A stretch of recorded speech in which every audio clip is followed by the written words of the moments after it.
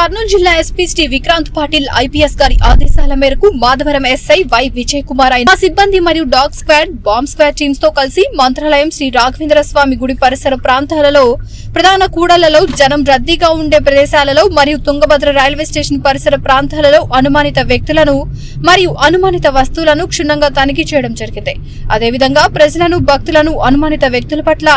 అనుమానిత వస్తువుల పట్ల అప్రమత్తంగా ఉండి ఏదైనా అనుమానం ఉంటే వెంటనే పోలీసులకు సమాచారం ఇవ్వమని తెలపడమైనది.